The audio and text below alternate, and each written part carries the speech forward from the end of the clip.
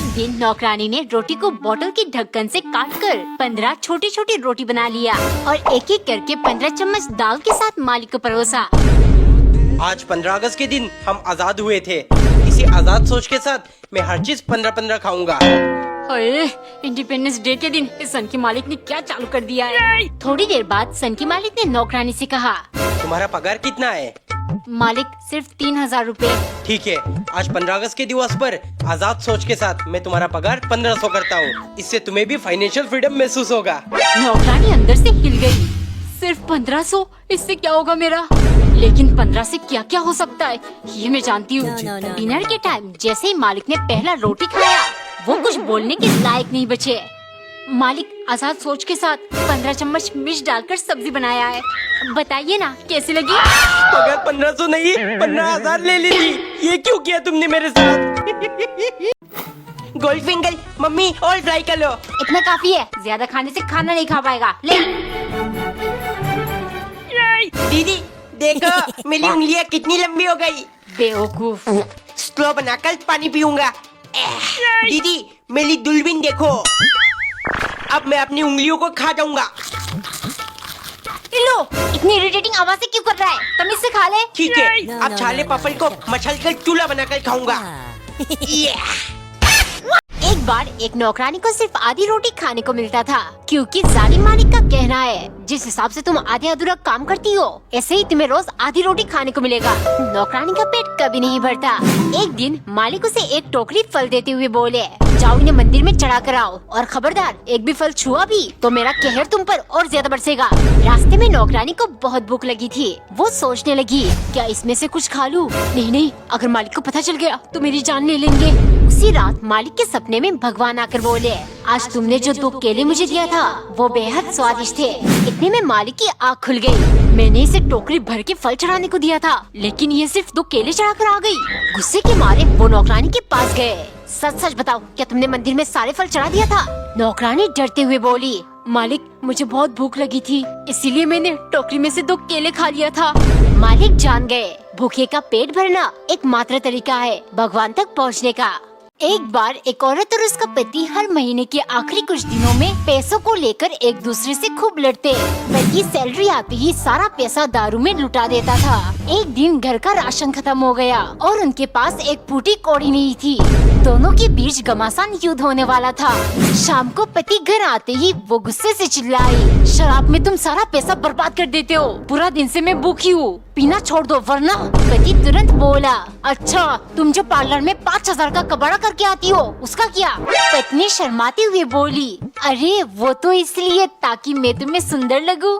फिर पति बोला, पगली तो मैं भी तो इसीलिए पीता हूँ ताकि तू मुझे सुंदर लगे। एक दिन मालिक इफ्तार के लिए ढेर सारी जलेबियाँ लेकर आए, जिनकी खुशबू पूरे घर में फैल गई। ये तो मेरी फेवरेट मिठाई है। इतने रसीली जलेबी, मुंह में पानी आ गया। लेकिन ये सनकी मुझे कभी नहीं देगा। उसने तुरंत एक प्लान बनाया। सुनो, अजान होते ही जलेबियाँ लेकर आ जाना। तुम तो रोजा हो, चालाकी करके खा भी नहीं सकती और छिपाने का सोचना भी मत। गिन के रखा है मैंने। मालिक की चाहती नौकरानी अपने प्लान को अंजाम देने लगी। उसने एक एक करके सारे जलेबियों को चपटा कर दिया। इफ्तार के टाइम जलेबियों की हालत देख मालिक चौंक गए। ये क्या क्या है तुमने मेरे जलेबियों के साथ? नौकरानी मासूमियत से बोली, मालिक इसमें मेरी कोई गलती नहीं है। आपकी जाती एक जिद्दी मक्खी आकर जलेबी में बैठने लगी। उसे मारने के लिए मैंने बार बार थप्पड़ मारा, लेकिन वो भाग निकली और सारी जलेबियाँ चपटा हो गया। मालिक तुरंत बोले, छी छी, इन पर मक्खी बैठी है, जाकर फेंक दो। नौकरानी दौड़ कर गई और अजान होते ही एक एक करके सारी जलेबियाँ खा गई। एक शाम पति को पकोड़े खाने का बहुत मन था। डब्बे में जरा सा ही बेसन बची थी, जिनसे पत्नी सिर्फ 5 पकोड़े बना पाई। उसने 3 पकोड़े पति को दिया और 2 खुद ले लिया। ये देख पति बोला, मैं 3 पकोड़े कैसे खा सकता हूँ, जबकि तुम्हारे हिस्से में सिर्फ 2 है, एक तुम ले लो। पत्नी बोली, पकोड़े तुम्हें खाने थे इसीलिए तुम 3 खाओ। ऐसे बहस करते करते रात हो गई। फिर पत्नी बोली, बहुत रात हो गई है, चलो सो जाते हैं। कल सुबह जो पहले उठेगा उसे 3 पकोड़े खाने होंगे। सुबह के 11 बज चुके थे, लेकिन दोनों सोने का नाटक कर रहे थे ताकि दूसरा उठे और उसे 3 पकोड़े खाना पड़े। जब शाम होने लगी तो उनके पड़ोसी को लगा कुछ गड़बड़ है। दरवाजा तोड़कर वो अंदर आ गए। उन्हें देख वो शमशान घाट फोन करके बोले, 2 मुर्दे लेकर आऊंगा, क्या अभी जलाना मुमकिन है? ये सुन पति बोल उठा, अरे मैं तो सोने का नाटक कर रहा हूँ। पत्नी झट से बोली, चलो अब तुम्हें 3 पकौड़े खाने होंगे। एक दिन एक बच्ची ने अपनी माँ से पूछा, मम्मा धरती में इंसान कहाँ से आए? माँ बोली, पहले ऊपर वाले ने एडम और ईव को बनाया, फिर उनके बच्चे हुए, फिर बच्चों के बच्चे, और इस तरह मानव जाति की शुरुआत हुई। शाम को लड़की ने यही सवाल अपने पिता से पूछा, पापा धरती में इंसान कहाँ से आए? पिता बोले, लाखों साल पहले बंदर धीरे धीरे इवॉल्व होकर इंसानों में बदल गए। ये सुन लड़की परेशान हो गई। वो माँ के पास जाकर बोली, मम्मा आपने कहा था इंसान को गॉड ने बनाया है, लेकिन पापा कह रहे इंसान बंदर से बने हैं। माँ मुस्कुराते हुए बोली, हाँ बेटा बिल्कुल सही, मैंने तुम्हें अपने खानदान के बारे में बताया और तुम्हारे पापा ने उनके। एक बार एक नौकरानी बहुत ईमानदारी से एक आदमी के घर काम करती, लेकिन उसका कंजूस मालिक हर वक्त उस पर नजर रखता, कहीं वो कुछ चोरी करके न खा ले। आदमी रोज ताजे ताजे फल खाता, लेकिन कभी उसने नौकरानी को एक भी पीस नहीं दिया। एक दिन आदमी संतरे लेकर आया। जब नौकरानी किचन गई तो ताजे ताजे संतरे देख उसे खाने को मन हुआ। उसने इधर उधर देखा और एक संतरा छीलकर खाने लगी। तभी अचानक से आदमी वहाँ आ गया। उसने नौकरानी को धड़ाम से थप्पड़ मारा और चिल्लाने लगा, चोर कहीं की, निकल जा मेरे घर से। अचंभे से नौकरानी रोने की बजाय जोर जोर से हंसने लगी। ये देख आदमी हैरान हो गया। फिर नौकरानी बोली, मालिक इतने साल मैंने ईमानदारी से आपके लिए काम किया और आज एक छोटी सी गलती के लिए आप मुझे इतना बड़ा सजा दे रहे हो। मुझे ये सोचकर हंसी आ रही है, जिस इंसान ने मुझे इतना मारा, पूरा जीवन आधा पेट खाना दिया, मरने के बाद ऊपर वाला उसे कितना बड़ा सजा देगा। एक बार एक आदमी दिन रात कामों में व्यस्त रहता, क्योंकि उसे बहुत पैसे कमाने थे। कुछ सालों बाद एक दिन उसे एहसास हुआ कि उसने बहुत पैसे कमा लिया और अब वो लाइफ को एंजॉय करना चाहता है। तभी दरवाजे की घंटी बजी। बाहर उसका मौत खड़ी थी। वो बोली, तुम्हारा समय खत्म हो गया, मैं तुम्हें लेने आई हूँ। आदमी के पास बहुत पैसे थे। उसने समय खरीदने की कोशिश की, लेकिन मौत टस से मस नहीं हुई। फिर आदमी ने कहा, तुम मुझे बस 1 घंटा दे दो ताकि मैं प्रकृति की सुंदरता को एंजॉय कर सकूं और अपनी फैमिली के साथ आखिरी कुछ लम्हे बिता सकूं। बदले में तुम मेरा सब कुछ ले लो। आखिर में आदमी बोला, ठीक है, क्या तुम मुझे 1 मिनट दे सकती हो ताकि मैं अपनी फैमिली को एक गुड बाय नोट लिख सकूं। मौत ने उसकी आखिरी कहा स्वीकार कर लिया। आदमी जल्दी से लिखने लगा, अपने जीवन की हर सेकंड को जियो, क्योंकि अगर मौत आ गई तो इस दुनिया की सारी संपत्ति से भी आप मौत से 1 घंटा भी खरीद नहीं सकोगे। एक बार एक लड़की बहुत गरीब थी। उसका इस दुनिया में कोई नहीं था। वो घर घर जाकर खाना मांगती थी। दिन भर उसे जो भी खाने को मिलता वो एक कटोरी में डालकर अपने तकिए के पास रख देती। एक रात लड़की बहुत थकी हुई थी, जिस कारण वो जल्दी सो गई। आंखें बंद करते ही उसने सपना देखा कि वो अब गरीब नहीं रही। उसने एक हैंडसम लड़के से शादी कर लिया। उनके पास बहुत पैसे थे। सपने में लड़की ने देखा वो अपने पति के साथ खेल रही है, जिस कारण नींद में वो अपना हाथ और पैर तेजी से हिलाने लगी।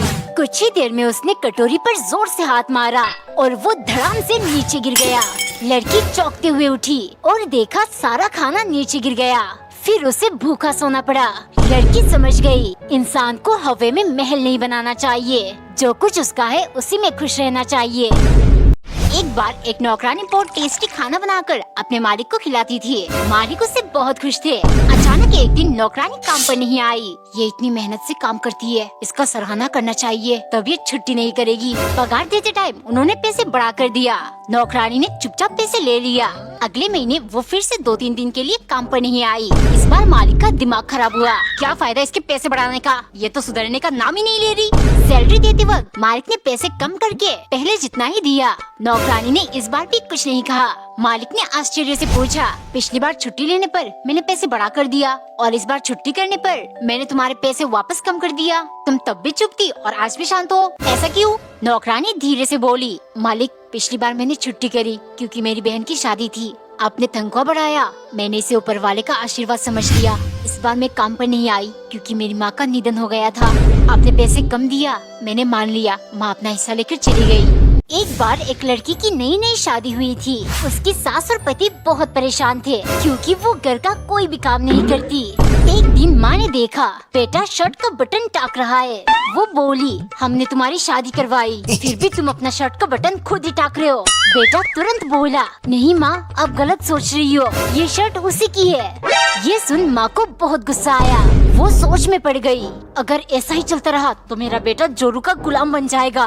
फिर उसने एक प्लान बनाया और बेटे से बोली, अगर तुझे अपनी बीवी के पल्लू से बांधकर नहीं रहना है तो मेरी बात सुन, कल मैं झाड़ू लगाऊंगी, तुम आकर बोलना माँ रहने दो, मैं दे दूंगा। इस तरह उसको शर्म आएगी। अगले दिन बहू बैठकर फोन चला रही थी। माँ झाड़ू देने लगी, तभी बेटा आकर बोला, रहने दो माँ, मैं लगा दूंगा। ये सब देख दुल्हन बोली, अरे इसमें लड़ने की क्या बात है, एक दिन झाड़ू आप लगा देना, एक दिन माँ लगा देंगी।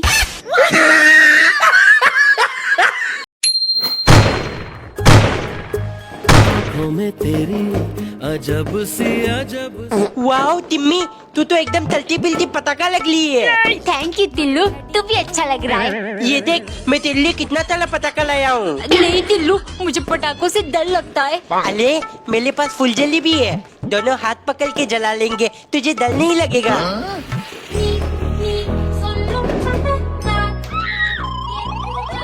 अंडे से निकला नहीं, और हरकतें देखो इसकी। अभी पापा को बुलाती हूँ। हाथ जल गया मेरा टिल्लू। अभी ठीक हो जाएगा, अभी ठीक हो जाएगा, मैं चुम्मी कर दूंगा। टिल्लू, टिम्मी कहाँ गई?